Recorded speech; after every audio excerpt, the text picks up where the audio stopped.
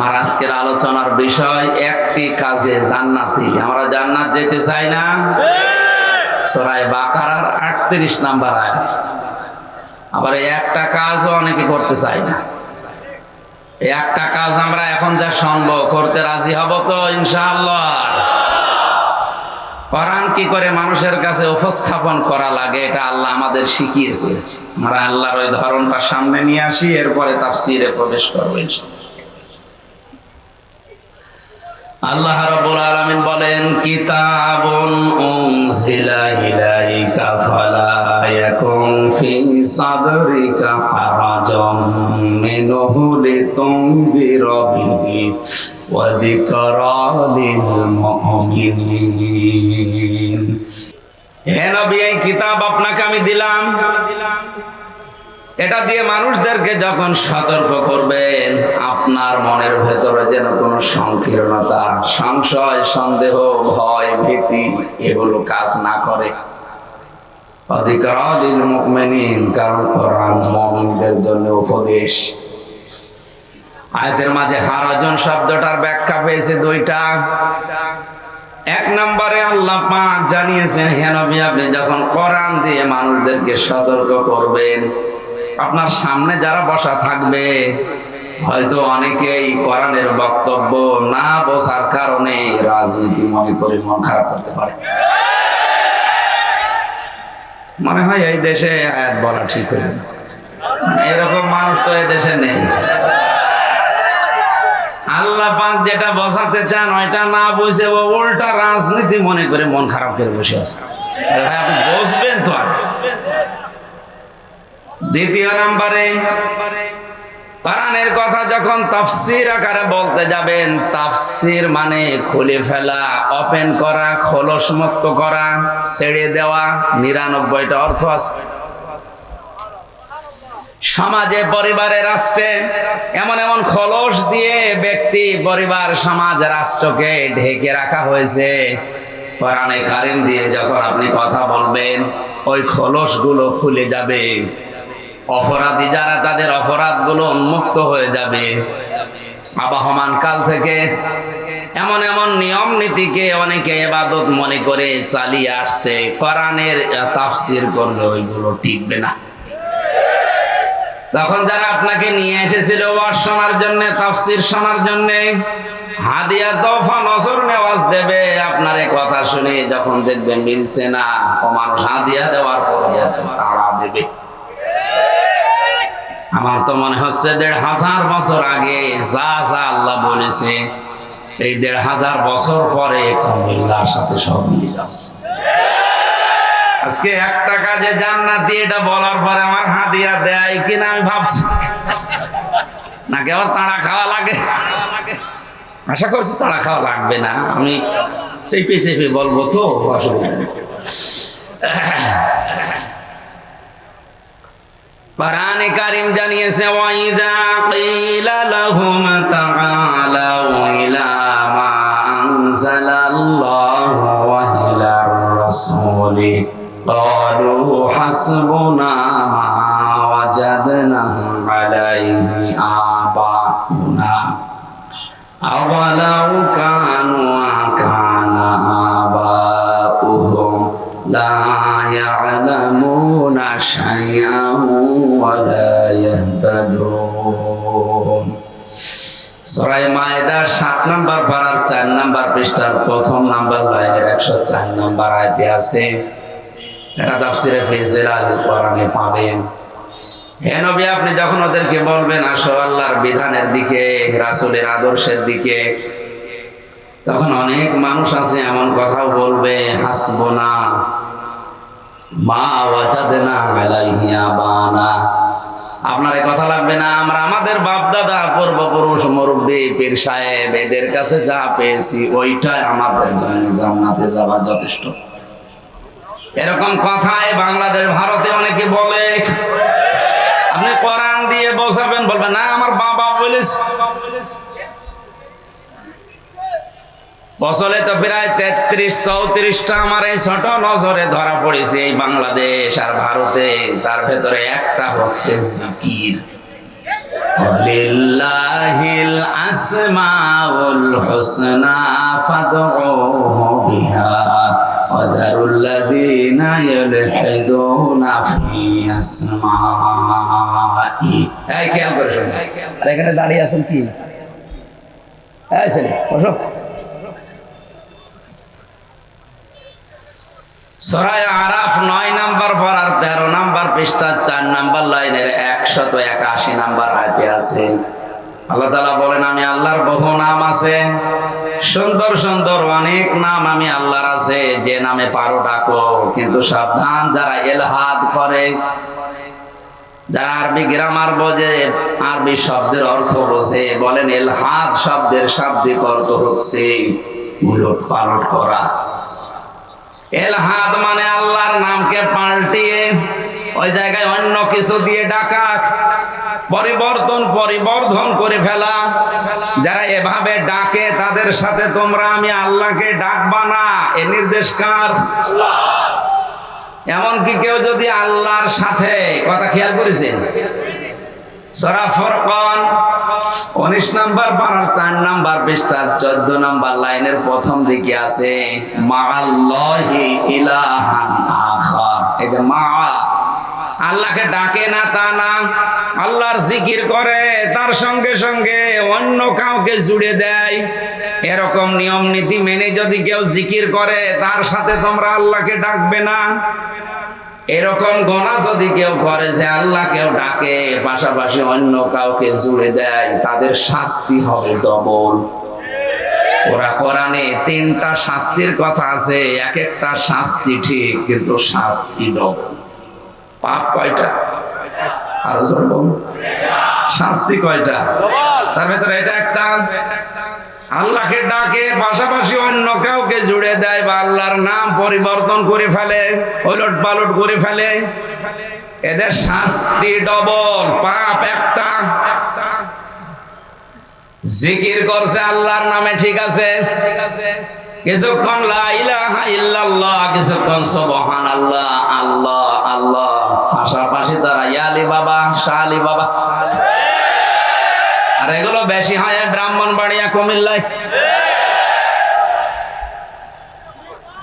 আল্লাহর ওলি দেশে মরার আর জায়গা পায়নি, সব মরেছে 2 জেলায়।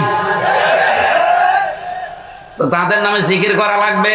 আরে ভাই, রাসূলুল্লাহর নামে জিকির করা জায়েজ নেই। কেউ যদি ইয়া রাসূলুল্লাহ জিকির করে, প্রবলেম না। রাসূলুল্লাহর নামে পড়তে হবে দরুদ, আর জিকির করা লাগবে কার নামে? এরপরেও যদি আপনার বিবেক না খোলে, আপনার মগজে ধাক্কা না দেয়, আমার মনে হয় আপনার মগজে পুকুরে প্রসাব করেছে। আমি আর নিম্ন শব্দ বলতে পারলাম। এত কিছু বোঝেনি, সাধারণ জিনিসটা আপনার মাথায় আসে না। ও ধোঁকা দিয়ে বোকা বানাচ্ছে, আল্লাহর সাথে অন্য কাউকে ডেকে ডবল শাস্তির ব্যবস্থা করছে। আমি দলিল দিয়ে বলেছি, সূরা ফুরকান 19 নাম্বার পারার 4 নাম্বার পৃষ্ঠা 13-14 নাম্বার লাইনের প্রথম দিকে শব্দটা আছে মাআল্লাহি ইলাহান আখারা। আল্লাহকে ডাকে না তা না, মাঝামাঝি সাথে সাথে অন্য কাউকে জুড়ে দেয়। সুতরাং আল্লাহ আল্লাহ জিকির করার পাশাপাশি যারা ইয়ালি বাবা, শালি বাবা ডাকছে, ওদের শাস্তি তো ডবল হবে, যাদের ডাকায় তাদেরও শাস্তি ডবল। তাফসীর করলে এই নিয়মটা যেহেতু এলাকায় চলে, এটা মিলবে না। যারা ওই কাজ করে তারা আমারে মাথায় তুলে রাখবে, বলেন। এই জন্য হারাজনের ব্যাখ্যা করতে গিয়ে আমি পেয়েছি, হে নবী, ওই মানুষগুলো হয়তো এতদিন ইবাদত মনে করে এরকম নিয়ম নীতি চালিয়ে আসছে, আপনি কথা বলতে গেলে ওইগুলো তো টিকবে না, কোরআনের সামনে সব ভুয়া মনে হবে। ওই মানুষ তখন আপনার রাগ করবে, যে যা মনে করে, মন খারাপ করে করুক, আপনি আমি আল্লাহর দিকে তাকিয়ে আমার এই জিকির, এই কোরআনের কথাগুলো ওপেন বলবেন।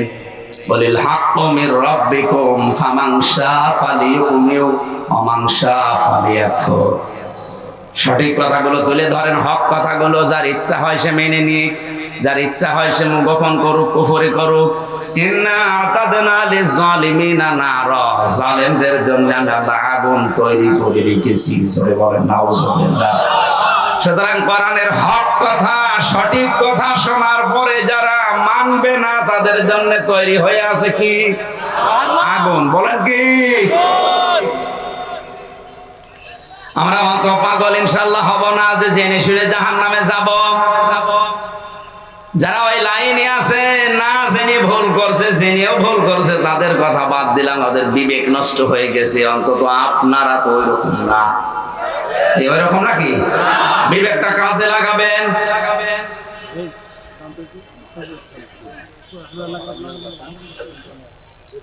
আমি একটা হাদিস বলছি কয়েক মিনিটের ভেতরে, খুব ভালো করে ওয়াজের ভেতরে শেষ হয়ে যাবে ইনশাআল্লাহ। মানিত্তাবাআল হুদা বিগাইরিল কুরআন আদাল্লাহুল্লাহ। নবীজি বলেন কোরআন বাদ দিয়ে পৃথিবীর কোন নিয়ম নীতি যেখানে চলে, কোন মানুষ যদি হেদায়েত পাওয়ার জন্য, ভালো হওয়ার জন্য ওখানে যায়, ওর মন যদিও ভালো ছিল কিন্তু কোরআন সেখানে ছিল না। আদাল্লা ইয়াউদিল্লু বাবে ফাআল থেকে এসেছে, বাংলা অর্থ দাঁড়াবে আপনি হয়তো ভালো হওয়ার নিয়তে গিয়েছিলেন কিন্তু কোরআনে কারীম সেখানে ছিল না, এজন্য আল্লাহ নিজে দায়িত্ব নিয়ে আপনাকে গোমরা বানিয়ে দেবে। কুমিল্লাবাসী এ কথার ওজন কত আপনি টের পাচ্ছেন? এ কথার লোড কত? দল্লা ইয়াদিল্লু দিলেও তো অর্থ হয়ে যেত, কিন্তু বাংলা অর্থ হয়তো আপনি নিজেই নিজেকে গোমরা করে ফেলেছেন।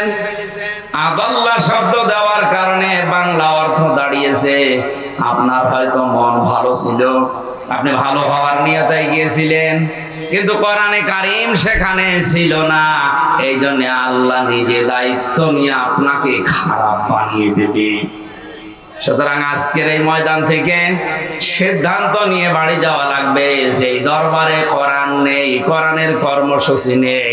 সুতরাং যেখানে আল্লাহর পাশাপাশি আলী বাবা, শাহ আলী বাবা ডাক দেওয়া হয়, এটা কোরআনের বাইরে।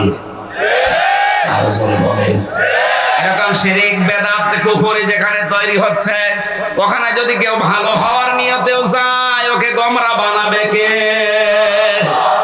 যাবেন আপনি? হ্যাঁ যাবেন।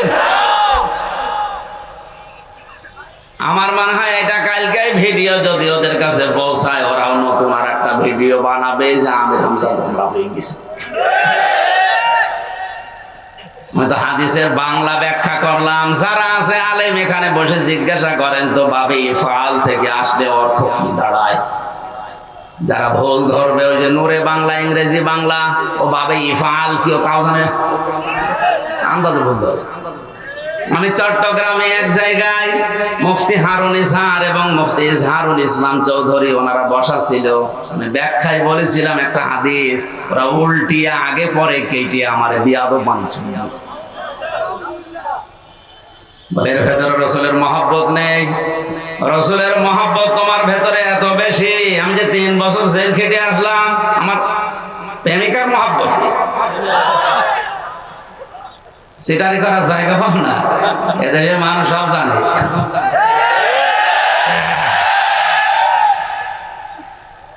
সিদ্ধান্ত যারা এই ময়দানে নিয়েই ফেলেছেন, কোরআন যেখানে নেই ওখানে আমি আর যাব না, গেলে আমাকে খারাপ বানাবে কে?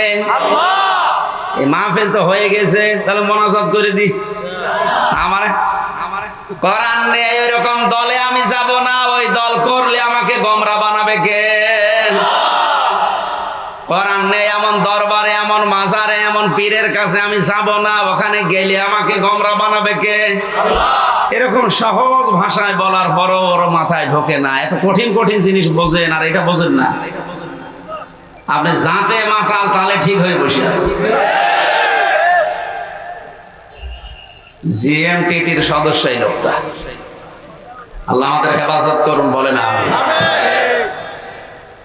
ইত্তাবিউ মা উনজিলা ইলাইকুম মির রাব্বিকুম ওয়া লা তাত্তাবিউ মিন দুনিহি আউলিয়া কলিলাম মা তাযাক্কারুন। আল্লাহ পাক বলেন তোমরা সবাই মিলে অনুসরণ করো তোমাদের রবের পক্ষ থেকে যেটা তোমাদের উপরে নাযিল হয়েছে। আমাদের অনুসরণ করা লাগবে সবাই মিলে। কোনটা? আরো জোরে বলেন। কোরআনের 19 43টা, প্রধান নাম আমি 55টার উপরে পেয়েছি, সামারাইজ করে 19টা। এর ভেতরে মেন নাম পৃথিবীতে বেশি চলে 4টা। 1 নম্বরে আল কোরআন, 2 নম্বরে আল ফুরকান, 3 নম্বরে আল কিতাব, 4 নম্বরে আল জিকির। এই 4টা নাম দুনিয়ায় চলে বেশি। দ্বিতীয় নাম্বার নাম যেটা আল ফুরকান, এটা যে কত কঠিন শব্দ, কোরআনে কারিমের নামটা আল্লাহ এমনিতে দেয়নি। ভালো করে শুনুন। শাহরু রমাদান আল্লাযী উনজিলা ফীহিল কুরআন হুদাল লিন-নাসি ওয়া বায়্যিনাতিন মিনাল হুদা ওয়াল ফুরকান। এই যে সামনে যে মাস আসছে রমজান মাস, এই মাসে আমি কোরআনে কারিম নাযিল করেছি। হেদায়েতের পথ নির্দেশিকা দিয়ে দিক নির্দেশনা সব এর ভেতরে দেওয়া আছে। জীবন চালানোর জন্য যা লাগবে এটা আছে। হক আর বাতিল পার্থক্যকারী যত নিয়ম কোথায় আছে কোরআনে? বলেন বলেন। আল্লাহ ফুরকান শব্দটা দিয়েছেন এই কারণে। আমি ব্যাখ্যা পড়তে গিয়ে দেখলাম তাফসিরে হাক্কানিতে মুফাসসির লিখেছেন কোরআনে কারীম এই ফুরকান, এই কিতাব, এই জিকির এটা পাওয়ার পর পরবর্তী বাকি যে জীবন দুনিয়ায় থাকবে, এই জীবনে যদি হক আর বাতিল পার্থক্য করে চলতে না পারে, তাহলে ওই লোকটাকে হেদায়েত দেওয়ার মতো কোনো কিতাব আর দুনিয়ায় নেই। স্পষ্ট কিতাব আমাদের কাছে থাকার পরও হক বাতিল আমরা চিনি, পার্থক্য করার ক্ষমতা আছে, কিন্তু করি না। কোরআন তাহলে এসেছে ফুরকান হিসাবে, আপনি কি করলেন? বাকি জীবনটা তো আপনাকে হক বাতিল পার্থক্য করে চালানো লাগবে। এটা যদি কেউ না করে, তাহলে বিবেক কোথায় গেল? গরু ছাগল মরার পরে ওর হিসাব হবে না, কিন্তু তোরবা মাটি হয়ে যাবে। আপনি মাটি হবেন না, কারণ আপনার বিবেক আছে। আর এই বিবেকও যদি কারো কাজে না লাগে, তাদেরকে আল্লাহ জাহান্নামে দেবে। 3 বার আল্লাহ এই কথা গুরুত্ব দিয়ে জানিয়েছেন। ওয়ালাকাদ যারানা লিজাহান্নামা কাসীরাম মিনাল জিন্নি ওয়াল ইনস লাহুম কুলুবুন লা ইয়াফকাহুনা বিহা। ওয়া একটা, লাম একটা, কদ একটা, 3 বার তাকিদ দিয়ে আল্লাহ বলেন অবশ্যই অবশ্যই অবশ্যই। অধিকাংশ মানুষ আর জিন জাহান্নামে যাবে, এই কারণেই তারা তৈরি হয়েছে। যেহেতু কাসির বহু বচন আল্লাহ দিয়েছেন, অধিকাংশ মানুষ আর জিন জাহান্নামে যাবে। কথা কার? আমাদের দোষ কি? এখানে 3টি ইন্দ্রিয় শক্তির কথা আল্লাহ জানিয়েছেন। এই 3টি ইন্দ্রিয় শক্তি যাদের আছে কিন্তু কাজে লাগায় না, এই মানুষগুলো ছিল জাহান্নামী। লাহুম কুলুবুন লা ইয়াফকাহুনা বিহা, যাদের কলব আছে, হৃদয় আছে, কিন্তু চিন্তা নেই। কথা বুঝতেছে? কলব আছে, হৃদয় আছে, চিন্তা নেই। বিবেক থাকার পরেও যারা কাজে লাগায় না, এরা জাহান্নামী। এরা আরো জোরে। এই দেশে এখন এই শ্রেণীর মানুষ দিন দিন বাড়ছে। আর আমাদের ভেতরে ওই যে ধারণা বদ্ধমূল হয়ে আছে, কালেমা যখন পড়েছি জান্নাত একদিন যাবো, সুতরাং কোরআন অস্বীকার করলেও অসুবিধা নেই। একটু ভালো করে শুনবেন এই কথাটা। দুনিয়াতে যে কোনো জিনিস আছে, যত ইবাদত আছে, ওই ইবাদত ভেঙে যাওয়ার কিছু কিছু পদ্ধতি আছে। কথা বুঝতেছে? ওযু করলে ওযু ভেঙে যায় কয় কারণে? 7 কারণে। 7টা কারণে ওযু ভেঙে যায়। 7টার ভেতরে একটাও যদি কেউ করে, তার ওযু আর থাকবে না। এটা বোঝেন তো? নামাজ ভেঙে যায় 19টা কারণে। কয় কারণে? 19টা। এই 19টার একটাও যদি পাওয়া যায়, নামাজ যত সুন্দর করে পড়েন, নামাজ হবে না, নামাজ শেষ।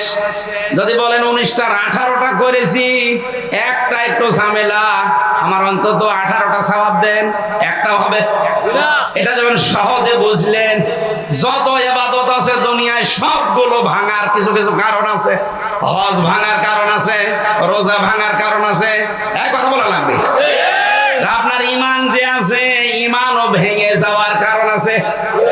কোরআন শরীফ আর হাদিস মিলে আমি পেয়েছি এই 3টা বছর যতগুলো আলেম এক জায়গায় প্রায় 76 জন ছিলাম, তো বড় বড় আলেম সব আমরা মিলিয়ে কোরআন হাদিস থেকে পেয়েছি ঈমানও ভেঙে যায়। ওযু যেমন 7 কারণে ভাঙে, নামাজ যেমন 19 কারণে ভাঙে, মানুষের ঈমান ভেঙে যায় 10 কারণে। এই 10টা কারণের একটা যদি পাওয়া যায় তার ঈমান আর ঈমান থাকবে না, ও আর আবু জেহেল সমান। এই কথা বলেন, তার ভেতরে 1 নম্বরে কোরআনের একটা শব্দ কেউ যদি কেউ অস্বীকার করে সে আবু জেহেল, সে আবু জেহেল, সে আবু জেহেল। কোরআনে কারিমের একটা না হাজার হাজার শব্দ আপনি অস্বীকার করে আর বিরোধিতা করছেন, আপনার তো ঈমানই নেই। ওযুর 7টার একটা পেলে যেমন ওযু ভেঙে যায় নষ্ট, 19টার একটা পেলে যেমন নামাজ ভেঙে যায়, এই 10টার একটা পেলে আপনার ঈমান। তাহলে ঈমান যদি ভেঙে যায় তাহলে আপনার ঈমান আর আবু জেহেলের ঈমান তো সমান হয়ে গেল। ওকে যদি জাহান্নাম থেকে আর বের না করে আপনাকেও করবে না। এখন যদি বলেন কই আমি তো নামাজ পড়ি, আরে ভাই আপনি নামাজ পড়েন কোন মসজিদে? আপনি নামাজ পড়েন কুমিল্লারে দেবিদ্বারে, আর আব্দুল্লাহ ইবনে উবাই নামাজ পড়তো কাবা শরীফে মসজিদে নববীতে।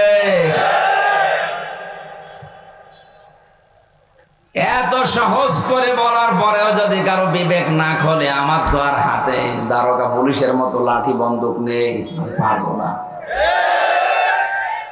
সঠিকটা তুলে ধরেছে, এবার আবার বিবেক দিয়ে ভাববেন। সবাই মিলে অনুসরণ করার কথা বহু বছর এমনি চিটারি করার জন্য, খেলা করার জন্য দেয়নি। এদের ব্যাখ্যায় হাদিস হচ্ছে বাল্লিগু আন্নি ওয়ালাউ আয়া, তোমরা সবাই মিলে প্রচার করবা। একটা বাক্য যদি তোমার জানা থাকে, কথা খেয়াল করেন, বাল্লিগ না বাল্লিগু, বহু বচন কেন দিয়েছেন? এটা শুধু হামজার কাজ, কথা বলেন, এটা তো কাসেমের কাজ। নবীর উম্মত যারা দাবি করবে সবার ফরজ দায়িত্ব এইটাও, যদি একটা আয়াত জানে ওইটা মানুষের কাছে বলবে। আমার হয়তো বেশি জানা আছে, আমার বেশি বলা লাগবে। আপনার যদি একটা জানা থাকে কুল হুয়াল্লাহু আহাদ, ওইটাই প্রচার করা নামাজের মতো ফরজ। কারণ আল্লাহর কথা মেনে নেওয়া যেমন ফরজ, রাসূলের কথা মানা কি আরো জোরে। এই ফরজ দায়িত্ব পালন করতে গিয়ে আমি যদি ঝামেলায় পড়ি, আপনার কোনো ঝামেলা নেই, আপনি কিসের উম্মত? এই জন্য ইত্তাবিউ বহু বচন দিয়েছে, সবাই মিলে অনুসরণ করো। সবাই মিলে যখন অনুসরণ করতে যাবা, অন্তত বাংলাদেশে 96% মুসলমান, 4% আছে অন্যান্য জাতি, ওরা তখন আর মাথা তুলে কথা বলার সাহস হবে না। 96 ভেতরে 6% মানুষ বলে আর 90% সব তাল দেয়, তখন এরা কি করবে? ওই 4% আর এই 90-94% হয়ে যায়, মাঝখান থেকে আমরা হয়ে যায় 6। এই তখন পুরে রাখে ছেলে ভেতরে।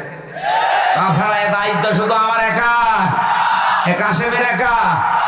সবাই মিলে যদি এই ফরজ দায়িত্বটা পালন করতাম, এই দেশে কোনো আলেমের জেলখানা থাকা লাগতো না।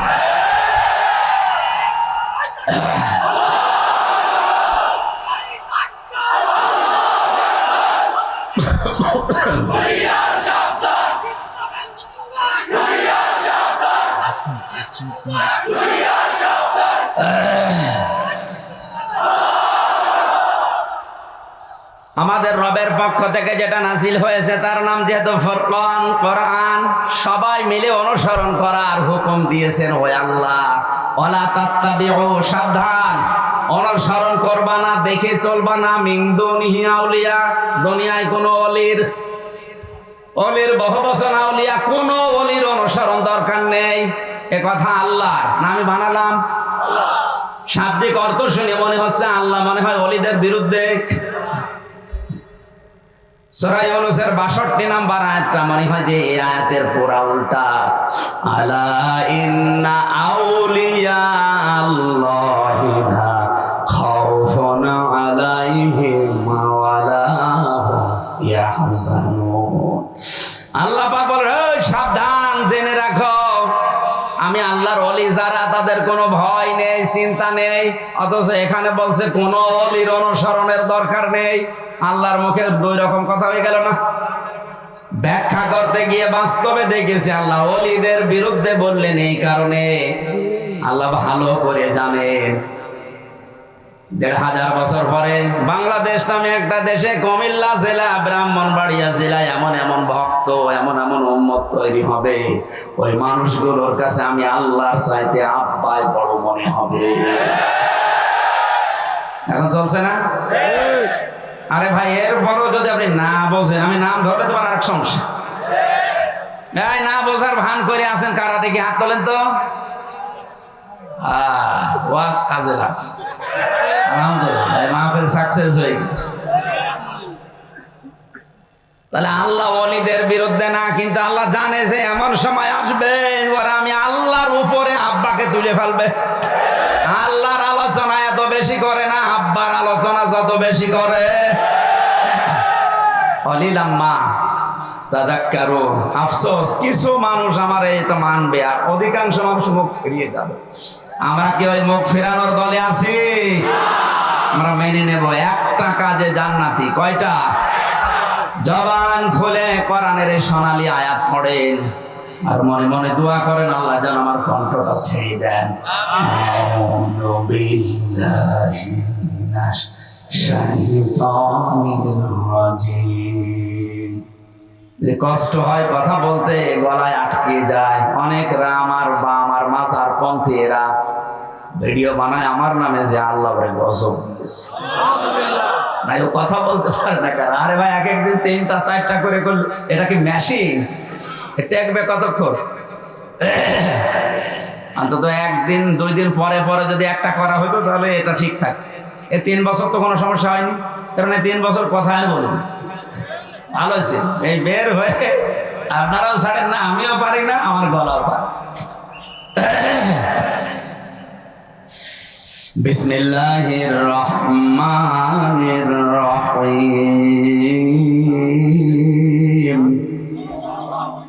قُلْنَا اهْبِطُوا مِنْهَا جَمِيعًا। আল্লাহ পাক বলেন, তোমরা সবাই মিলে এখান থেকে নেমে যাও। হযরতে আদম, হাওয়া এবং শয়তানকে আল্লাহ ওই সময় নামিয়েছেন 3 জন, কিন্তু শব্দ দিয়েছে বহু বছর। ইহবিতু জামিআ, সবাই মিলে নেমে যাও। সবাই কারা? মানুষ তো মাত্র 2 জন আর শয়তান মিলে 3 জন। তাফসিরে মারিফুল কোরআনে আল্লামা শফি রহমাতুল্লাহ আলাইহি লিখেছেন, ইহবিতু বহু বচন, জামিআ বহু বচন এই কারণে, যে সময় হযরতে হাওয়া এবং আদমকে আল্লাহ নামিয়ে দেন, তাদের পৃষ্ঠ দেশে তাদের লক্ষ লক্ষ সন্তানকে আল্লাহ নামিয়েছেন, তার ভেতরে আমরা আছি। কথা বুঝতেছেন? তাহলে জামিয়ার ভেতরে কারা আছে? আমরা। হযরতে আদম এবং হাওয়া দুনিয়ার 2 প্রান্তে পড়ার পরে আফসোস করছিলেন, আশঙ্কা করছিলেন, আল্লাহ আমি নেমে পড়লাম আমার স্ত্রী আর এক জায়গায়, কি হবে আমাদের? ফাইম্মা ইয়াতিয়ান্নাকুম মিন্নি হুদা।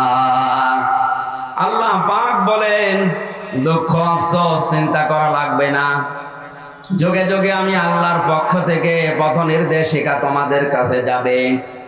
ফামান তাবিআ হুদায়া, আমার ওই পথ নির্দেশিকা যারা মেনে চলবে, ফালা খাউফুন আলাইহিম ওয়ালা হুম ইয়াহজানুন, তাদের কোনো ভয় নেই, চিন্তাও নেই। যেখান থেকে নামিয়ে দিলাম আবার এই বাড়িতে তোমাদের ফিরিয়ে দেব। তাহলে আমাদের যে জায়গা বাবার বাড়ি, আমাদের বাবার বাড়ি কোনটা? আরো জোরে। আমাদের ওই বাবার বাড়িতে ফিরে যাওয়া লাগবে। যাওয়ার জন্য একটা মাত্র কাজ দিয়েছেন আল্লাহ। ওই কাজটা যদি এই সামান্য 50-70 বছরে করতে পারি, যেখান থেকে এসেছি, আল্লাহর বিধান, আল্লাহর ওয়াদা তিনি অবশ্যই পূরণ করবেন, ওখানে আবার ফেরত দিয়ে দেবেন। হযরত আদম আলাইহিস সালামকে জান্নাতের ভেতরে আল্লাহ নির্দেশ দিয়েছিলেন, ওয়াকুলনা ইয়া আদাম উসকুন আনতা ওয়া যাওজুকাল জান্নাতা ওয়া কুলা মিনহা রাগাদান হাইসু শি'তুমা ওয়া লা তাকরাবা হাদিহিশ শাজারাতা ফাতাকুনা মিনাজ জালিমিন। খুব ভালো করে খেয়াল করেন যারা বিবাহিত। আল্লাহ পাক বলেন আল্লাহ, এবং আমরা বললাম ইয়া আদম, হে আদম, উসকন বসবাস করো, আনতা তুমি নিজে, ওয়া যাওজুকাল জান্নাতা এবং তোমার স্ত্রী এই জান্নাতে। হযরত আদম এবং হাওয়াকে আমার আল্লাহ বিবাহ দিয়েছিলেন, বিবাহের পরে যেখানে থাকতে দিয়েছিলেন ওই জায়গাটার নাম জান্নাত। জায়গার নাম কি? জান্নাত। এ তাফসিরে পেয়েছি আমি হযরত আদম আলাইহিস সালাম সব কিছু জান্নাতে ছিল, শুধু স্ত্রী ছিল না, এজন্য তার মনের ভেতরে আনন্দ ছিল না, মন খারাপ। মাঝে মাঝে আল্লাহ পাক মনের অবস্থা বোঝার কারণে বাম পাজরের হাড় বের করে একটা মানুষ বানিয়ে তার সামনে রেখেছিলেন, হাওয়া। দুনিয়ায় 4 জন মহিলাকে আল্লাহ সব চাইতে সুন্দরী করে বানিয়েছেন, তার ভেতরে হাওয়া 1 নাম্বার। 2 নম্বরে হযরত ইব্রাহিম নবীর প্রথম স্ত্রী বিবি সারা, 3 নম্বরে বিলকিস, 4 নম্বরে হযরত ইউসুফ আলাইহিস সালামের স্ত্রী সুলাইখা। এত সুন্দর করে তাদেরকে বানিয়েছেন, কিয়ামতের আগে এত সুন্দরী মানুষকে আল্লাহ বানাবেন না। মহিলাদের ভেতরে, পুরুষদের ভেতরে 2 জনের নাম পেয়েছি। 1 নম্বরে আমাদের নবী মুহাম্মদ রাসূলুল্লাহ, 2 নম্বরে হযরত ইউসুফ আলাইহিস সালাম। এত সুন্দর চেহারা তাদেরকে আল্লাহ দিয়েছিলেন, তাদের চেহারা দেখে মানুষ ফল কাটতে গিয়ে আঙ্গুল কেটে ফেলত। তাহলে নারীদের ভেতরে যে 4 জনের নাম বললাম, প্রথম নম্বরে হযরতে হাওয়া। আমার মনে হয় পরিমণি যদি উল্টা পাল্টা পোশাক পরে এখন এই রাস্তা দিয়ে যায়, কারণ জেলখানায় তো দেখেছি, যদিও এক জায়গায় আমরা রাখে না, অনেকে মনে করতো এক জায়গায় রেখেছি, জায়গায় না, মানে ওদের 3 নম্বরে, আমার 4 নম্বরে। এই যে কোর্টে যাওয়ার সময় এই দেখা হইতে মাঝে মাঝে, ওই স্টাইল এখনো কমে, ওইভাবে চলাফেরা। তো যদি পোশাক আশাক উলট পালট পরে আমার মনে হয় এই মাহফিলের সামনে দিয়ে এখন যায়, আর আমি যদি পর্দার ওয়াজ করি, অনেকে বলবো হুজুর পরে তওবা করে নেবো, আগে কাজ করি। এ আর কি, এর চাইতে কোটি গুণে সুন্দর ছিল হযরতে হাওয়া। আদম আলাইহিস সালাম দেখার পরে তিনি করতে গিয়েছেন, আল্লাহ পাক বলেন ধরাও যাবে না, তাকানো যাবে না। হযরতে আদম ওই সময় জিজ্ঞাসা করেছেন, আল্লাহ ধরা যাবে, তাকানো যাবে, কি করলে আপনি সেই বুদ্ধি দেন? ঠিক আছে, বুদ্ধি একটা আছে, বিয়ে করা লাগবে। ও আমি রাজি। রাজি হলে হবে না, বিয়ে করতে হলে মোহর দেওয়া লাগে। কোথায় পাবো? আমার আখেরি নবী মুহাম্মদুর রাসূলুল্লাহর নামে 10 বার দরুদ শরীফ পড়ো, এইটাই দেন মোহর হিসাবে আমি ধরে নিলাম। তারপরও দেন মোহর দেওয়া লেগেছে। আর এখন অনেকে মাফ চেয়ে নেয়। এখানে অনেক আল্লাহর ওলি বসে আছে, আজ পর্যন্ত দেন মোহর দেয়নি, এমনকি বাসর রাতে বলছেন মাফ করে দাও। না, মাফ চাইলেও হবে না, আপনাকে দেওয়া লাগবে। হযরত আদম আলাইহিস সালাম বিবাহের পরে আল্লাহ নির্দেশ দিলেন, যাও স্ত্রীকে নিয়ে বা চলে যাও, তুমি নিজে যাও, তোমার বউকে নিয়ে জান্নাতে যাও। জান্নাত আমাদের বাবার বাড়ি। কার বাড়ি? এখান থেকে মাসলা বের হয়, বিয়ে করার পরে বউ নিয়ে যাওয়া লাগবে নিজের বাবার বাড়ি। অনেকে বউ নিয়ে ঘর জমাই থেকে যাচ্ছে। এখানে ঘর জমাই আছে? এই হাত তোলেন তো দেখি, ঘর জমাই আছে কিনা। আপনি বিয়ে করাচ্ছে একজন, এবারে ঘর জমা রাখেন কোন কারণ? আপনি বিয়ে করে বউ বাড়ি নিয়ে যাওয়া লাগবে, আল্লাহর নির্দেশ। আপনি ঢাকায় তো মুফাসসির যারা আছে, এই দেখেন, আনতা ওয়া যাওজুকাল জান্নাতা, তুমি যাও বউকে নিয়ে, তোমার বউকে নিয়ে জান্নাত, তোমার বাড়ি যেটা ওখানে যাও। বউ নিয়ে বাপের বাড়ি যাওয়া লাগবে, আর ও নিজে সহ থেকে যাচ্ছে। এখানে যে শব্দটা ব্যাখ্যা করার জন্য আয়াতটা পড়লাম, তাকান। দ্বিতীয় শব্দ হচ্ছে ওয়াকুলা। জান্নাতে যাবার পরে, বাবার বাড়িতে যাবার পরে কি করবা? ওয়াকুলা মিনহা, সেখান থেকে তোমরা 2 জনেই খাবে। এই যে নারী অধিকারের নাম নিয়ে আজ 13টা সংগঠন বাংলাদেশে কাজ করছে, নারী স্বাধীনতা আন্দোলন, নারী পরিষদ, বিপ্লব পরিষদ, নারী মুক্তি পরিষদ, কত নাম দিয়ে ওরা নারীর অধিকার চায়। ১৫০০ বছর আগে কোরআনে কারিমে আল্লাহ নারীদের অধিকার সমান সমান করে দিয়েছেন। হ্যাঁ, এখানে আলেম নেই? ও আলেম কোনটা? ভালো করে দেখেন তো। ওয়াকুলা দিয়ে বচন দিয়েছে, তাও একবারে দিলেন ওয়াকুলা। তুমি নিজে যা খাবে এরপরে স্ত্রীকে খাওয়াবে তা না, তুমি যেই পরিমাণে যেই মানের যখন খাবে স্ত্রীকে ওই পরিমাণে খাবার খাওয়াবে। আল্লাহ আগে পরে তৈরি করে দেননি, একবারে অকুলা দিয়েছেন। আংটা অকুলা দিতে পারতেন, তোমার মন মতো খাও, এরপরে যতটুকু আছে বউকে খাওয়া না, একবারে দিয়েছে। নারীরা যদি তাদের অধিকারের কথা কোরআন থেকে ভাবে বুঝতো, আমার মনে হয় ওদের অধিকার পাওয়ার জন্য ওরা নিজেরাই আন্দোলন করতো। ওদেরকে উল্টা পাল্টা বুঝিয়ে নবীর বিরুদ্ধে, ইসলামের বিরুদ্ধে রাম আর বামরা ফুলিয়ে ফাঁপিয়ে তুলে বেপরদা করে রাস্তায় ফেলে দিয়ে নিজেরা এখন ভোগ করছে। যশোরে এক মাহফিলে, ওই যে পালবাড়ি মোড়ে, তখন 13 সাল 14 সালের দিকে বিশ্ববিদ্যালয়ে তখন 3rd ইয়ারে পড়ি, মাহফিল করার জন্য তখন বেশিরভাগ বাসে যেতাম, মোটর সাইকেলে। বাসে যে নামলাম, দেখে একটা মিছিল আসতেছে ইফটিজিং এর বিরুদ্ধে, ডাইরেক্ট অ্যাকশন। চিন্তা করলাম পুলিশ তো অবশ্যই আছে আশপাশে, এই মিছিল থেকে যদি আলটাপাল্টা ধরে, আমার যে পোশাক আবার না জানি কোন সালের অপরাধী বলে চালিয়ে দেয়। পাশে ঢুকলাম এক চার দোকানে, দেখি 2 জন পুলিশ চা খাচ্ছে। আরে ভাই, আপনার ভয় আসলো আর আপনি আমার সামনে। হুজুর আপনার একটা কথা বলি, বলেন। এই যে মিছিল আসছে যশোর MM কলেজের মেয়েরা, অনার্স মাস্টার্সে পড়ে, সামনের ব্যানার ধরে আছে যে কয়েকজন মেয়ে, অধিকাংশ গুলো 22 বছর 23 বছর বয়স, বুকে কোনো ওড়না নেই, স্কিন টাইট প্যান্ট পরা, গেঞ্জি পরা, এক হাত দিয়ে ব্যানার ধরেছে আর এক হাত দিয়ে বলছে ইফটিজিং এর বিরুদ্ধে ডাইরেক্ট অ্যাকশন। বলেন 22-25 বছরের যুবতী মেয়ে শুধু গেঞ্জি যদি গায়ে দিয়ে ইফটিজিং এর বিরুদ্ধে ডাইরেক্ট অ্যাকশন বলে, অবশ্যই পুলিশের নজর দিকে যাবে না।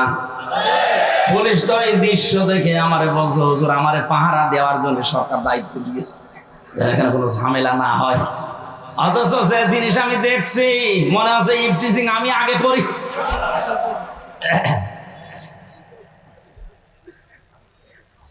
সুবহানাল্লাহ আলহামদুলিল্লাহ।